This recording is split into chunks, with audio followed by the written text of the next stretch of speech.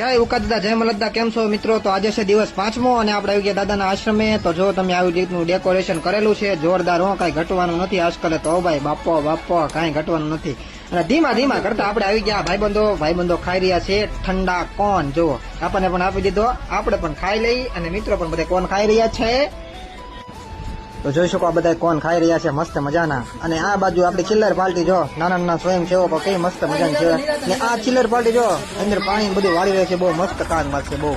અને આ બાજુ અમારે ભાઈબંધ ટ્રેક્ટર લઈ અને જઈ રહ્યા છે ખેતરમાં, કારણ કે બધું હિરકું કરવાનું છે ને એટલા માટે જો આવું કરી નાખ્યું છે. ત્યારે પછી આવી ગયા લાકડા પડતા હતા, ત્યાં લાકડા પડવાનું કામકાજ જોર શોરથી ચાલી રહ્યું હતું. સ્વયંસેવકની સેવા કાંઈ ન ઘટે. અમારા પ્રદીપભાઈ પણ બળ કરી રહ્યા છે, તમે જોઈ શકો છો.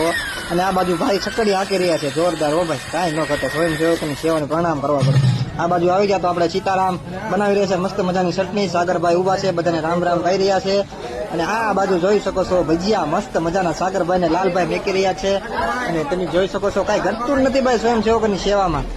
જો સાગરભાઈ ને કાંઈ ઘટતું નથી. જો ભજીયા મસ્ત મજાના, મન થઈ ગયું ખાવાનું. હો ભાઈ કાંઈ ન ઘટે. આ બાજુ અમારે ફરે છે. તો આ મિની વ્લોગ ની અંદર એટલું જ.